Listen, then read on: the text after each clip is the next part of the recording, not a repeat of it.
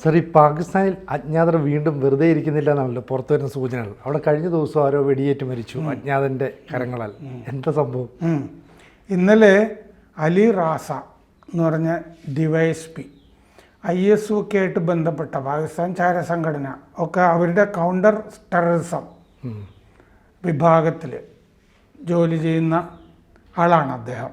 സിന്ധിൽ അങ്ങേരെ കറാച്ചിയിൽ ഇന്നലെ വൈകിട്ട് അജ്ഞാത ഒരു ഓപ്പറേഷൻ സാധാരണ നടക്കുന്ന പോലെ തന്നെ ബൈക്കിൽ രണ്ടുപേര് വരിക, നെഞ്ചിലും കഴുത്തിലും വെടിവെച്ച് കൊലപ്പെടുത്തുക. അങ്ങനെ കൊലപ്പെടുത്തിയിട്ട് പോയി. ഇത് രാത്രിയായിരുന്നു ഇന്നലെ. ഈ കറാച്ചിയിൽ കരീമാബാദ് എന്ന് പറഞ്ഞ സ്ഥലത്താണ്. ബുള്ളറ്റ് പ്രൂഫ് കാറാണ് ഈ അലി റാസയുടെ. അങ്ങനെ ആ ബുള്ളറ്റ് പ്രൂഫ്, അപ്പോൾ കാറിൻ്റെ അകത്തൊക്കെ ആണെങ്കിൽ വെടിവെച്ചാൽ ഏൽക്കില്ലല്ലോ. കാറിൽ നിന്ന് പുറത്തേക്ക് ഇറങ്ങുമ്പോഴാണ് ഒരു ഗാർഡും ഉണ്ടായിരുന്നു. ഗാർഡിന് പരിക്കേറ്റു. അങ്ങനെ കാറിൽ നിന്ന് ഇറങ്ങുമ്പോഴാണ് ഈ ബൈക്കിൽ രണ്ടുപേര് വന്നിട്ട് നെഞ്ച്, കഴുത്ത്, തല വെടിവെച്ച് ആശുപത്രിയിലേക്ക് എത്തിക്കുമ്പോഴേക്കും മരിച്ചിരുന്നു അദ്ദേഹം. അവിടുത്തെ SP ചൗധരി അസ്ലം ഖാൻ്റെ സുഹൃത്തായിരുന്നു ഈ കൊല്ലപ്പെട്ട അലി റാസ. ഈ അസ്ലാം ഖാനെ മുമ്പ് അജ്ഞാതര് ഒരു ചാവേർ ആക്രമണത്തിൽ കൊല്ലപ്പെട്ടതാണ്. അതിലും ആരെയും പിടിച്ചിട്ടൊന്നുമില്ല ആ അസ്ലം ഖാനും. പക്ഷേ ഈ അലി റാസ ഇന്ത്യയിൽ വെറുക്കപ്പെട്ട ഒരാളാണ്. എന്തുകൊണ്ടാണെന്ന് വെച്ചാൽ 2015 ഗുർദാസ്പൂരിൽ നടന്ന, പഞ്ചാബിലെ ഗുർദാസ്പൂരിൽ നടന്ന ഭീകരാക്രമണം, അതിൻ്റെ ആസൂത്രകരിൽ ഒരാളാണ് ഈ അലി റാസ. ഈ കൊല്ലപ്പെട്ട ആള്, ഈ അജ്ഞാതർ കൊന്നയാള് ഇന്ത്യയെ സംബന്ധിച്ചിടത്തോളം ഒരു ഭീകര കഥാപാത്രമാണ്. 2015 ജൂലൈ 27 ഗുർദാസ്പൂരിൽ ഒരു അക്രമ പരമ്പര നടത്തിയ ആ സംഭവത്തിൻ്റെ സൂത്രധാരൻ ആയിട്ട് അറിയപ്പെടുന്ന ആളാണ്. അത് 2015 ജൂലൈ 27 വൈകുന്നേരം 5:30ക്കാണ് തുടങ്ങുന്നത്. ഈ സായുധര് പട്ടാള വേഷത്തിൽ, ഇപ്പൊ പട്ടാളക്കാരാണെന്നല്ലേ കരുതുള്ളൂ, പട്ടാള വേഷത്തിൽ ഈ ഗുർദാസ്പൂരിലെ ദിനാനഗറിലെത്തിയിട്ട് ഈ ഇൻഡിസ്ക്രിമിനേറ്റഡ് ഫയറിംഗ് എന്ന് പറയുമല്ലോ, ചുമ്മാ കണ്ടെടുത്തൊക്കെ വെടിവെക്കുക. ലക്ഷ്യമില്ലാതെ AK-47 ഒക്കെ ഉണ്ട്. മെഷീൻ ഗൺസ് ആണല്ലോ, ഇങ്ങനെ വെടിവെച്ചുകൊണ്ടേ ഇരിക്കാമല്ലോ, ഇടത്തേക്കും വലത്തേക്കും ഇങ്ങനെ. അങ്ങനത്തെ ആയിരുന്നു. ഇന്ത്യക്കാരെ ആക്രമിക്കുമ്പോൾ അങ്ങനെ വേണമല്ലോ. അവരാദ്യം ഒരു മാരുതി കാറ് റാഞ്ചി, അതിൻ്റെ ഉടമസ്ഥൻ കമൽജിത് സിംഗിനെ വെടിവെച്ചു.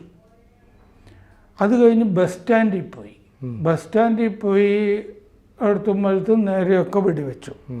പഞ്ചാബ് ട്രാൻസ്പോർട്ട് കോർപ്പറേഷൻ്റെ ഒരു ബസ് പിടിച്ചു, അതിൻ്റെ അകത്ത് ഡ്രൈവറെ വെടിവെച്ചു.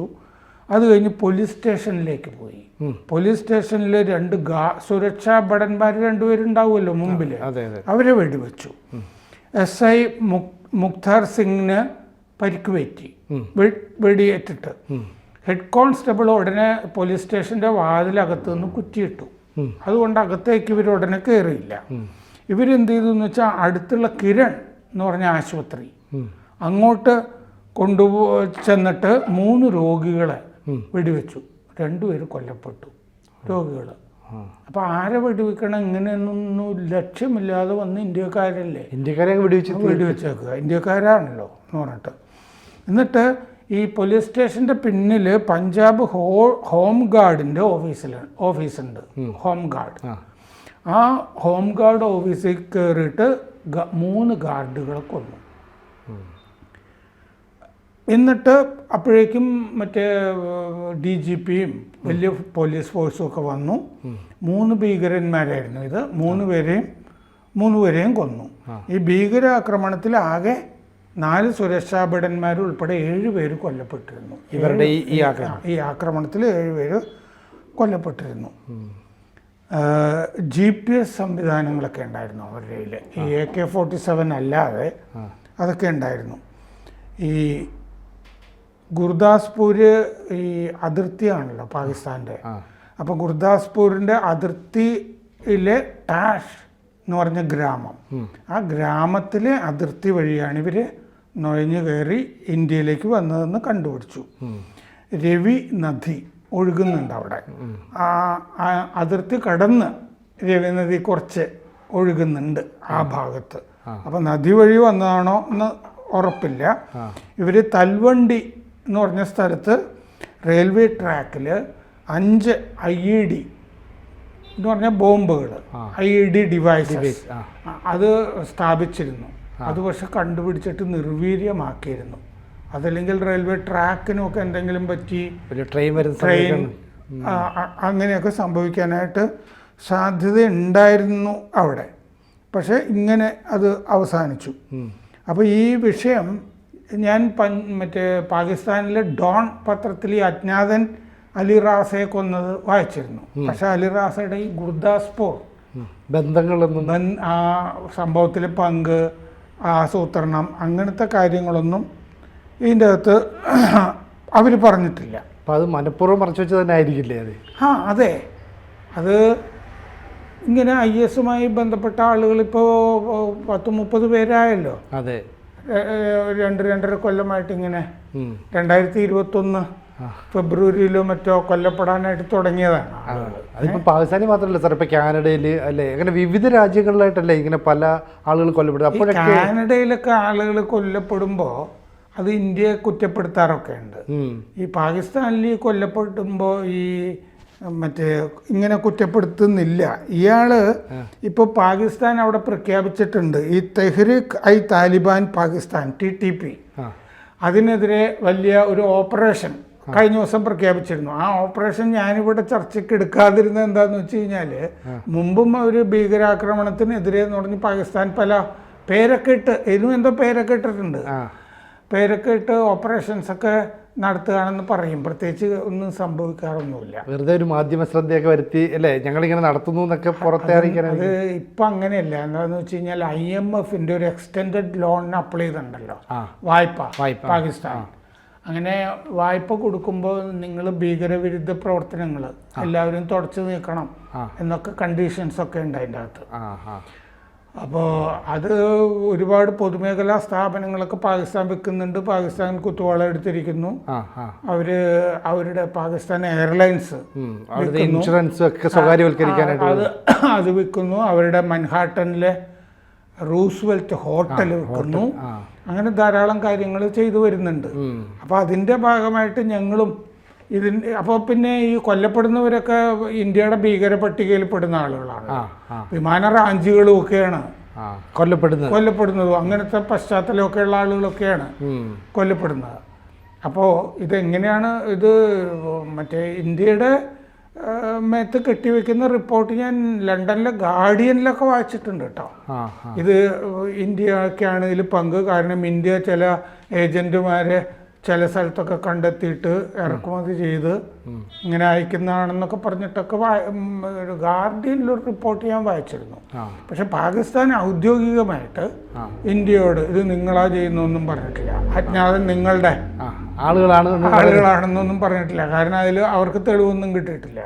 പക്ഷേ ഈ അജ്ഞാതൻ സാധാരണ എങ്ങനെയാണോ ചെയ്യുന്നത് അങ്ങനെ തന്നെയാണ് ഇത് ചെയ്തിരിക്കുന്നത്. ബൈക്കിൽ 2 പേര് വരിക, ലക്ഷ്യം സാധിച്ചിട്ട് പോവുക എന്നുള്ളതാണ് ഈ ഇത്രയും അജ്ഞാതന്റെ ആക്രമണങ്ങളിലും കണ്ടിട്ടുള്ളത്. ചില 1-2 ആഴ്ചയ്ക്ക് മുമ്പല്ലായിരുന്നു ഇതുപോലെ കുടുംബത്തോടൊപ്പം പോയ ഒരു പോലീസ് മേധാവിയെ വണ്ടി തടഞ്ഞു നിർത്തി വിളിച്ചിറക്കിയിട്ട് വെടിവെച്ചു വന്നു അല്ലെ? അതും ഒരു അജ്ഞാതനായിരുന്നല്ലോ. ഒരു അജ്ഞാതൻ. അതുപോലെ തന്നെ ഈ മറ്റേ നമസ് നിർവഹിക്കുമ്പോൾ ഒരാളെ വെടിവെച്ച് കൊന്നിരുന്നു.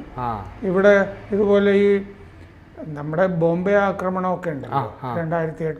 ആ മുംബൈ ആക്രമണമൊക്കെ ആസൂത്രണത്തിലൊക്കെ പങ്കാളികളായ ആളുകളൊക്കെ ഈ അജ്ഞാതന്റെ കഴിഞ്ഞ 2 കൊല്ലത്തെ ഈ തേരോട്ടത്തിൽ ജീവനാതായി പോയിട്ടുണ്ട്. അപ്പോൾ പാകിസ്ഥാൻ ഔദ്യോഗികമായിട്ട് പറയാതെ നമ്മൾ പ്രതികരിക്കേണ്ട കാര്യമൊന്നുമില്ല. എന്നാലും നമ്മുടെ MA അതായത് വിദേശകാര്യ മന്ത്രാലയം നമുക്കിതിലൊരു പങ്കുമില്ല എന്നൊക്കെ നമ്മൾ പറഞ്ഞിട്ടുണ്ട്. പക്ഷെ കാനഡയിലാവുമ്പോൾ നിജ്ജറിനെയൊക്കെ നിജ്ജർ ഇങ്ങനെ അതുപോലെ കനിഷ്ക വിമാന ദുരന്തം ഉണ്ടാക്കിയല്ലോ ബോംബ് വെച്ചിട്ട്. അതുമായി ബന്ധപ്പെട്ട ആളുകളെയൊന്നും കാനഡ കാര്യമായി ശിക്ഷിച്ചിരുന്നില്ല. ആ ദുരന്തത്തിലെ പങ്കിന് ശിക്ഷിച്ചില്ല അവരെ. അവർ ആംസ് ആക്ട് പ്രകാരം ചെറിയ 1 കൊല്ലത്തെയോ 6 മാസത്തെ ശിക്ഷ പേരിന് മാത്രം ലൈസൻസ് ഇല്ലാതെ തോക്ക് കൈവശം വെച്ചു എന്ന് പറഞ്ഞിട്ട് ആണ് കനിഷ്ക വിമാന ദുരന്തത്തിൽ അകത്ത് ബോംബ് പ്ലാന്റ് ചെയ്ത ആളുകളെ അവിടെ കൈകാര്യം ചെയ്തത്. എന്താന്ന് വെച്ചാൽ വലിയ വോട്ട് ബാങ്ക് അവിടെ ആ ആ ഈ സിഖ് സിഖുകാര് 2% മറ്റോ ഉണ്ടെന്ന് തോന്നുന്നു അല്ലേ മൊത്തം ഉണ്ട് ജനസംഖ്യയുടെ. ആ അതിപ്പോ ഇന്ത്യക്കാര് ബ്രിട്ടനിലും വലിയ വോട്ട് ബാങ്കാണ്. വോട്ട് ബാങ്ക്, അതെ. ഇത്തവണ 26 പേര് ജയിച്ചിട്ടുണ്ടല്ലോ ഇന്ത്യൻ വംശജർ. ആ ആ. അപ്പോൾ ഈ ചുരുക്കം പറഞ്ഞു കഴിഞ്ഞാൽ ഈ ഇന്ത്യക്ക് ദോഷം ഉണ്ടാക്കുന്ന അല്ല ഇന്ത്യയിൽ എന്തെങ്കിലും പ്രശ്നം ഉണ്ടാക്കുന്ന ആളുകളാണ് വിദേശത്ത് പലരുടെയും ഈ അജ്ഞാതകരങ്ങളാൽ കൊല്ലപ്പെടുന്നതെന്നുള്ള വാസ്തവം അല്ലേ? ആ ഇത് നമ്മൾ കുറേ കാലമായിട്ട് ഇതാരാ ഈ ഫയറിങ്ങിൻ്റെ പിന്നാലെ, കാരണം ആ ഭീകരന്മാരെ കൊണ്ട് മൂന്ന് പേരെ അന്ന് തന്നെ കൊന്നതാണ് പോലീസ് ഫോഴ്സ്. പക്ഷേ അതിൻ്റെ പിന്നാലെ നടക്കുന്നവരെയൊക്കെ നമ്മൾ തേടി പിടിച്ചുകൊണ്ടിരിക്കുന്നുണ്ട്, തേടി പിടിച്ച് നമ്മുടെ പട്ടികയിൽ പെടുത്തുന്നുണ്ട്. അങ്ങനെയുള്ള ആളാണ് ഈ റാസ, അലി റാസ. ആ അത് ഈ നേരത്തെ ഈ കേട്ട വാർത്തകളിലൊക്കെ ഈ അജിത് ഡോവലാണ് ഇത്തരത്തിലുള്ള ഈ പറയുന്ന അജ്ഞാതരുടെ എല്ലാം പിന്നിലെന്നൊക്കെ പറഞ്ഞിട്ട് ആരോപണമുണ്ട് എന്നൊക്കെ പറഞ്ഞിട്ട് വാർത്തകളൊക്കെ വന്നിരുന്നല്ലോ. അപ്പോൾ അത്തരം കാര്യങ്ങളൊക്കെ എന്താ പാകിസ്ഥാൻ വേണമെങ്കിൽ ഉന്നയിച്ചുകൂടെ? ഇങ്ങനെ ഇന്ത്യ ആയിരിക്കും ഇതിന് പിന്നിൽ നിന്നൊക്കെ. പാകിസ്ഥാൻ ഉന്നയിക്കാത്തതിൻ്റെ കാര്യമാണ് ഞാൻ ഈ പറഞ്ഞത്. കാരണം എന്താണെന്ന് വെച്ചാൽ ഭീകരരെ നിങ്ങൾ കൈകാര്യം ചെയ്യണം എന്നുള്ളത് ഈ അമേരിക്കയും ഈ ഭീകര പട്ടികയിൽ ഉൾപ്പെടുത്തിയിട്ടുള്ള കുറേ ആളുകളുണ്ട് അവിടെ. അപ്പോൾ അമേരിക്ക ഇന്ത്യയായിട്ട് സംസാരിക്കുമ്പോഴും പാകിസ്ഥാനിൽ നിന്നുള്ള, ഇപ്പോൾ പാകിസ്ഥാൻ്റെ കൂടെ ഒന്നും അല്ല ഇപ്പോൾ അമേരിക്ക മുമ്പത്തെ പോലെ. എന്തുകൊണ്ടാണെന്ന് വെച്ചാൽ ചൈന അമേരിക്കക്കെതിരാണ്. അപ്പോൾ ഈ ഇൻഡോ പസഫിക് മേഖലയിൽ ഇന്ത്യയെ ആവശ്യമുണ്ട് അമേരിക്കയ്ക്ക്. അപ്പോൾ അമേരിക്ക ഇപ്പോൾ വായ്പ കൊടുക്കുമ്പോൾ വെച്ചിട്ടുള്ള കണ്ടീഷനുകളിൽ ഒന്നാണ് നിങ്ങൾ ഈ ഭീകരരെ അമർച്ച ചെയ്യണം. ഹാഫിസ് സയ്യിദ്, ലഷ്കർ എ തൈബ ഇതുങ്ങളെയൊക്കെ നിങ്ങളുടെ മണ്ണിൽ നിന്ന് ഉന്മൂലനം ചെയ്യണമെന്ന്. അപ്പോൾ വേണമെങ്കിൽ പാകിസ്ഥാൻ പറയാം ഞങ്ങൾ തന്നെയാണ് ഈ ഉന്മൂലനം ചെയ്തുകൊണ്ടിരിക്കുന്നതെന്ന് വേണമെങ്കിൽ ഒരു വാദം ഉന്നയിക്കാം. പിന്നെ ദോവലിൻ്റെ കാര്യം പറയുന്നത് എന്താണെന്ന് വെച്ചാൽ ദോവൽ അവിടെ ഒരു മുസ്ലിം എന്താ പറയുക ക്ലെറിക് മതപണ്ഡിതനെ പോലെ തന്നെയൊക്കെ അവിടെ ഒരു കൊല്ലം ജീവിച്ചിട്ടൊക്കെ ഉണ്ട്. ഒരുപാട് നുഴഞ്ഞു കയറ്റമൊക്കെ അദ്ദേഹം വളരെ ചെറുപ്പത്തിൽ നടത്തിയിട്ടുള്ള ആളാണ്. മ്യാൻമാറിലും ഒക്കെ പുള്ളി സേനയുടെ അകത്തേക്ക് കയറും. അങ്ങനെയാണ് അങ്ങേർക്ക് മറ്റേ പരമവീർ ചക്ര വളരെ ചെറുപ്പത്തില് പട്ടാളക്കാർക്ക് കൊടുക്കുന്നത് ഇന്ദിരാഗാന്ധി വിളിച്ചു കൊടുത്തത്. കേരള കേഡർ ഓഫീസറാണ്. പക്ഷെ അദ്ദേഹത്തിന് അങ്ങനെ ഒരു കേരള കേഡർ ഓഫീസറാണെങ്കിലും ഈ ചാരസംഘടനകളിലാണ് കൂടുതൽ സർവീസ്, IB തുടങ്ങി. അപ്പം അദ്ദേഹത്തിന് അങ്ങനെ ഒരു കഴിവുണ്ടായിരുന്നു. പാകിസ്ഥാൻ അത്ര സംശയം ഉണ്ടായിരിക്കും, പക്ഷെ അത് വെളിപ്പെടുത്തുന്നില്ല എന്നേ ഉള്ളൂ അല്ലേ? അതെ. അദ്ദേഹം മാത്രമല്ല, ഈ പുൽവാമ ആക്രമണത്തിന് ശേഷം നമ്മൾ ബാലക്കോട്ട് തിരിച്ചടിച്ച് അതിൻ്റെയൊക്കെ പിന്നിലെ ബ്രെയിൻ തോവലാണ്. ഒരിടത്തേക്ക് ശ്രദ്ധ ആകർഷിക്കുന്നു, എന്നിട്ട് മറുവശത്ത് വേറൊരു പണി കൊടുക്കുന്നു എന്നൊക്കെ പറയുന്നു അല്ലേ? അപ്പോൾ ഈ അജ്ഞാതർ ഇനിയും ഇന്ത്യക്ക് നാശം വിതച്ച അജ്ഞാതർ പല രാജ്യങ്ങളിലായി ഇപ്പോഴും ഒളിച്ചു താമസിക്കുന്നുണ്ടല്ലോ. അപ്പോൾ ഈ പറയുന്ന അമേരിക്കൻ അംബാസഡർ തന്നെ അടുത്ത കാലത്ത് പറഞ്ഞത് അജിത് ഡോവൽ ലോകത്തിൻ്റെ സ്വത്താണെന്നാണ് പറഞ്ഞത്.